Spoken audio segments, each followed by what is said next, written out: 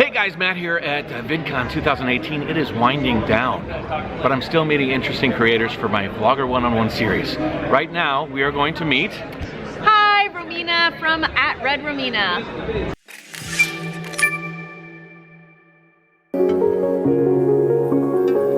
You can feel yourself, not as a stranger in the world, not as something here on probation, not as something that has arrived here by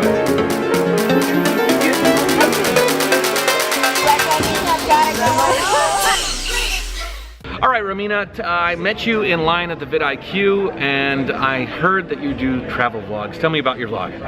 Sure, so I travel around the world and I'm mainly a filmmaker and I run my business on the road and I talk a lot about doing what you love to do and making that your living.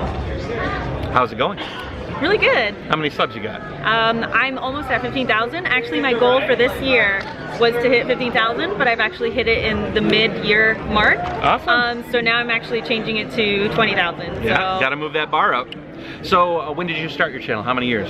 I believe it was about 2 years ago. I actually started YouTube in 2006, and so I've had a lot of different channels, a lot of different types of videos, and this channel I started from scratch 2 years ago, started at zero, started from the bottom, now we're here, and here we are.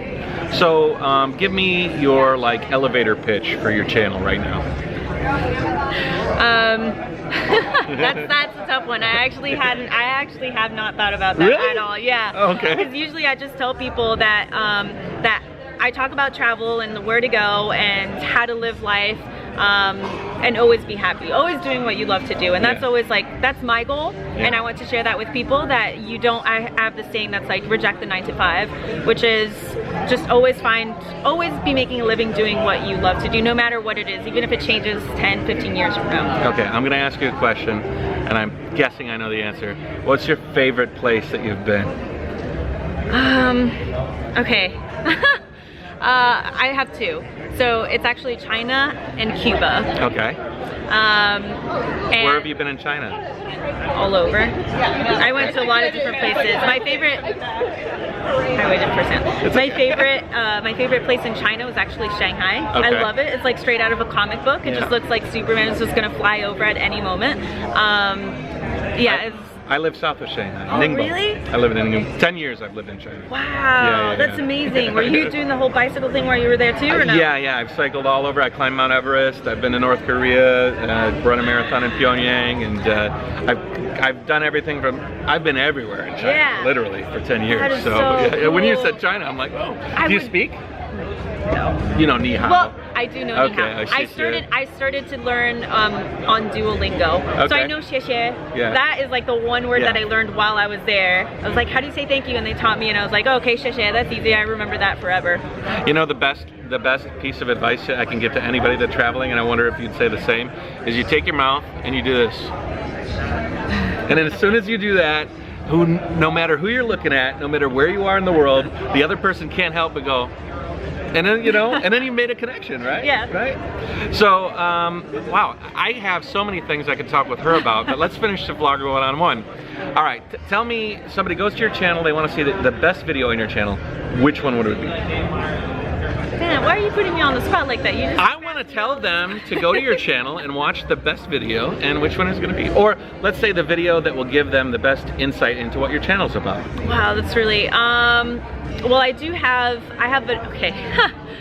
think that one of the best ones is, I made this video with my friend from Iceland, where she taught me some Icelandic words, and I had to try to guess how to pronounce them and, and what they meant. We are recording. Are you? Oh, okay.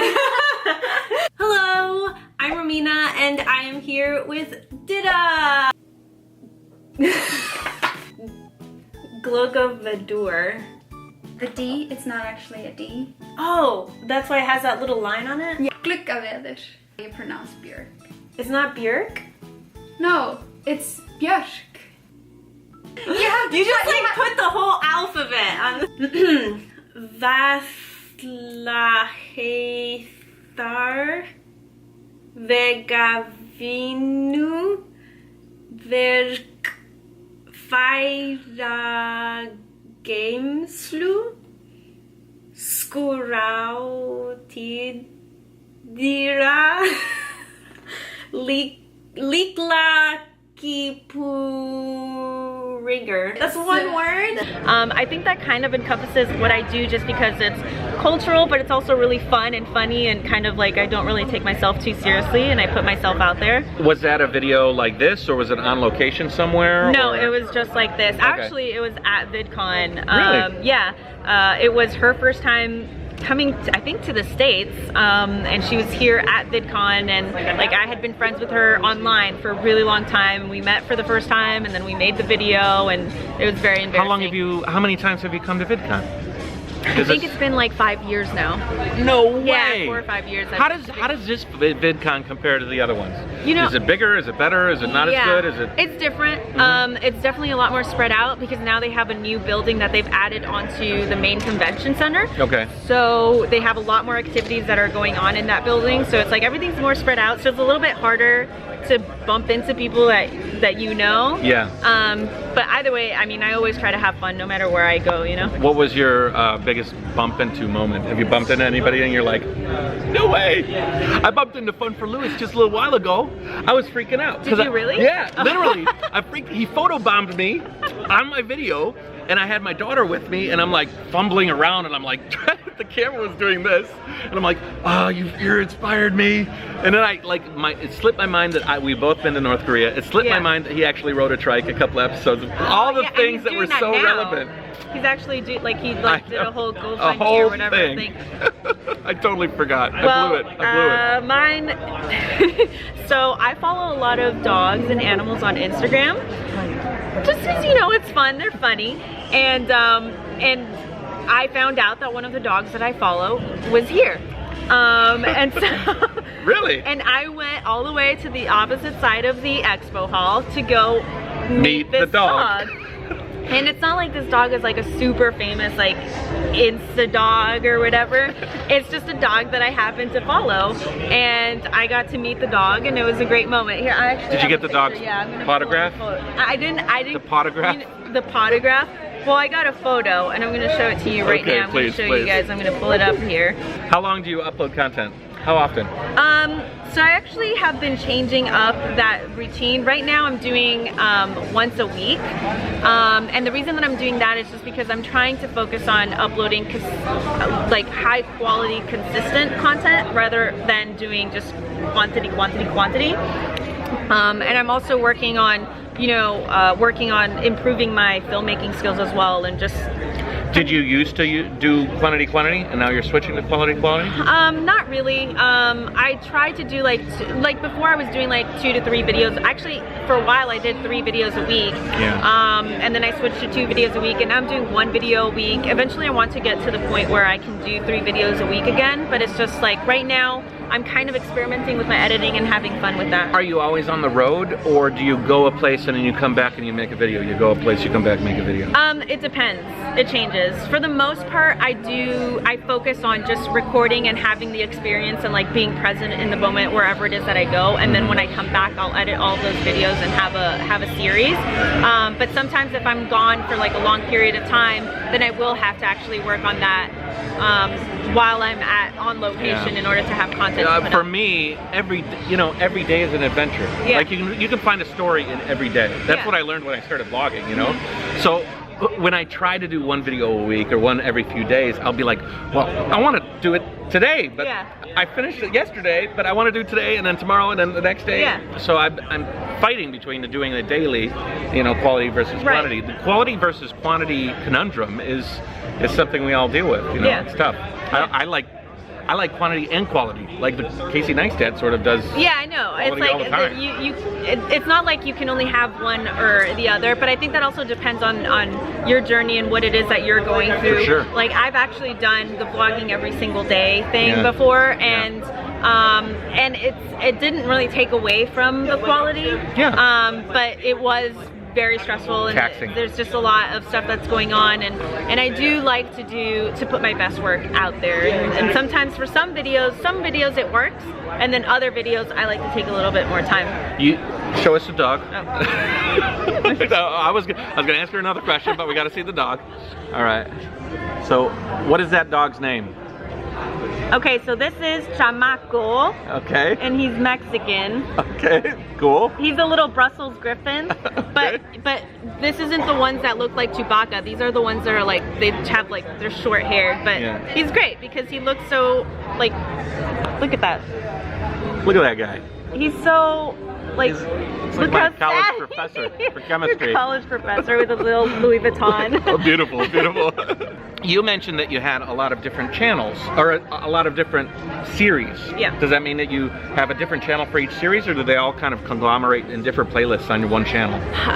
So I do have different series on one channel right now. So I actually, there's this thing that I like to do, which is the micro adventures, which is wherever I'm living locally, I'll go and have micro adventures, and that's pretty much kind of what you were saying before, which is like every day is kind of like an adventure. For sure. Well, for me, it's just I have a lot of people that tell me that they can't travel, but I think that traveling encompasses anything, you know, within a 5-mile radius. Yeah. Like you can have an adventure going to the mall. Anywhere. It doesn't have to be, like, everything has a history, and I think that if you just sit down and learn about that history or learn about the people who are involved in that location, then you're having an adventure.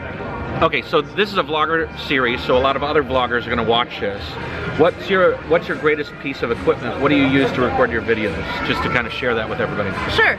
So I actually have the Sony a5100, and that is my main camera. It has an interchangeable lens, which I love because that'll give me a lot of variety with the type of filming that I do. Yeah. But because it's so compact and lightweight, it's really easy for me to travel, especially because a lot of the times I'm traveling by myself, and I am very petite. You cannot tell because right now we look like we're the same height. She's short. But I'm tall, very short. so it's hard for me to tell. So yeah, that's pretty much my main camera. And then when I'm doing something that's a little bit more action-packed, like going pretty much like doing underwater stuff and like swimming, then I'll have a GoPro for that. And I actually, now that I have the iPhone 8 Plus, I actually do resort to that as well. Like if it's raining, I might actually use that instead of my camera because it's waterproof. Stabilization is a little shaky though. Yeah, it's a little bit tough, and that's because it's so thin and lightweight. Like you really have to like put a grip on it, or like put some weight, like put a case or something that weighs it down, and I think that will fix it. Cool. Okay, last question. We're gonna fast forward 5 years out. Where do you see your channel going in 5 years? Yes. I actually have this all planned out. I'm kidding. I do You don't? Okay. I was gonna say, Tony Robbins this thing, you know, you got a mission board at home, you know? Okay. Tony Robbins. Okay, 5 years from now, I am doing YouTube full time. I am also producing long form content. So I actually do have a production company, which I've put on hiatus to focus on the YouTube stuff. So I will be making longer form content, so you can expect maybe some sci-fi films, maybe some documentaries, something really cool like that. Very different from what I do on YouTube. Wow, that is different. And also helping other creators as well. Like right now, I'm actually shooting a documentary here at Vidcon, talking to creators and finding out what motivates them. And I think it's really important to inspire the next generation of filmmakers and creators and artists. For sure.